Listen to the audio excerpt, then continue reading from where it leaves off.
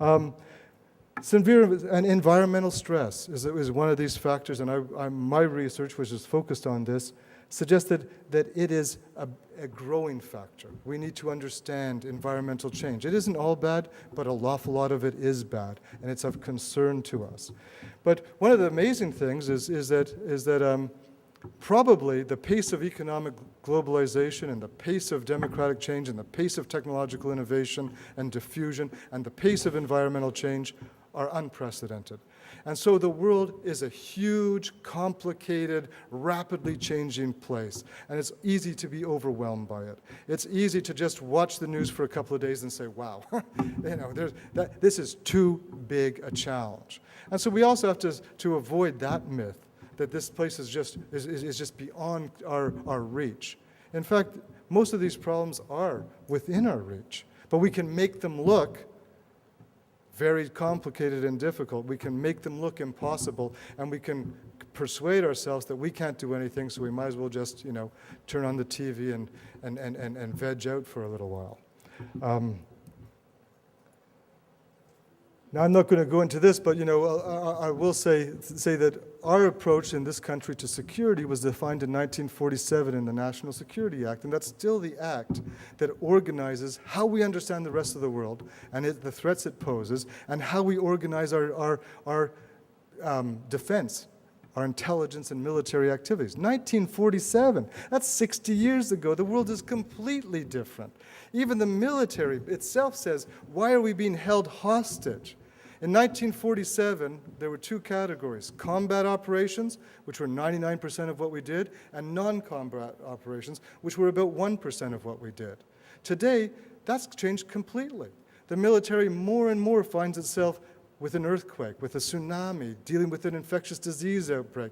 And it doesn't have the tools. It has great tools for blowing things up. It doesn't have great tools. We see this in Iraq right now. It doesn't have great tools for building things, for creating things, for bringing in hope and dignity and this. That's not what it's trained to do. That's not what, and yet we're asking it to do that, and we're giving it the old tools. We're saying, here's a bunch of tanks and some weapons. Go and win the hearts and minds of these people. But we can't be doing that. When the military itself recognizes that it needs to be transformed in a dramatic fashion, surely our civilians who run it, who control it, need to listen. This is unprecedented that we have had generals speaking out time after time, saying we're misusing force, we're abusing force. We're putting our soldiers in situations which they should not be placed in. We're asking them to do things that they should not be asked to do. We need to rethink this. We should be listening to these people. They actually have been outside of our country. They actually know the complexity of what's happening around the world. But I want to focus not on that. I want to focus on the environment. And what we're seeing, we have, here's the core insight of a lot of research of the past few years.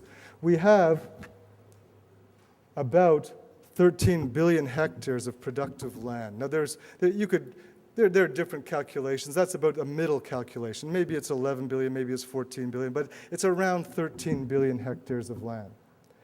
And we're getting more land as glaciers melt and snow melts and stuff like that. About 8.8 billion hectares of this land is productive. That gives us all the stuff that we use for everything from construction to food to you name it. It's productive land. There's disagreement over how much the other 10 to 100 million species of the planet require. Biologists have calculated somewhere between 12% to half of the productive land we shouldn't even be touching. We should be sharing with the other 10 to 100 million species on the planet. So what remains? What remains is probably not more than about 4.5 billion hectares. But even if we're optimistic and we only assign 12% to the rest of to all the other living systems on the planet, the bottom line is we're using more than exists. We are already using more productive land than is available on the planet's surface. We are overshooting. What does that mean? It means if a forest takes 50 years to grow, we're using it up in 5 years. So what we're seeing is productive land is being destroyed. We're losing forests, we're losing fisheries, we're losing species. We're losing species at somewhere around 10,000 times the natural rate of species extinction. These things are gone forever. Forest cover, gone forever. And what are we getting more of? We're getting more of desert. We're creating larger and larger swaths of desert. And yet population is still growing. So we know that population, 6.5 billion today, is probably going to reach 8 billion, maybe 9 billion during our lifetimes. During our lifetimes, and yet the amount of productive land is going down. It's going down because we're overusing it. This is clearly not a sustainable relationship, and this is not a relationship which is in much dispute. Everybody recognizes we're not using the resources of the planet in a way that can be sustained for very long. Maybe 50 years, maybe 100 years, possibly. But at what cost? At enormous costs. So we have to do something about this. And climate change is accelerating this process. We've cut down lots of forests ourselves. We've transformed lots of different ecosystems into roads and housing developments and things like that. But climate change is accelerating the process. Climate change could very easily, over the next probably 15 to 50 years, destroy most of our cities, most of our coastal cities. And we don't know what to do about that. In fact, only the Netherlands is actually developing a solution to this because it's used to this problem. We don't know what to do about this. So we're losing productive land, we're growing the number of people. This is an untenable situation that climate change is going to aggravate. Next slide.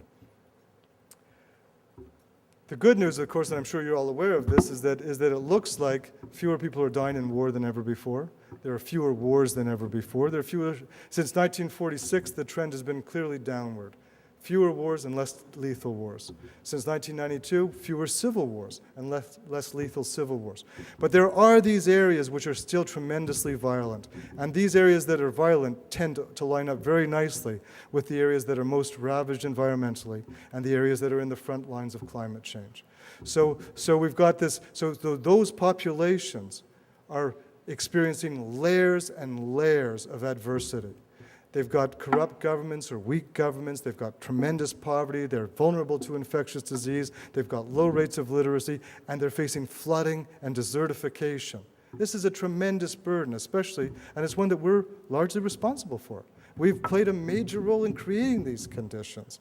So while they may not have reached us in ways that have mobilized us to do anything, even though we saw Katrina and we saw that's very consonant with climate change expectations, Katrina, we saw that. It hasn't really changed behavior very aggressively. It should have.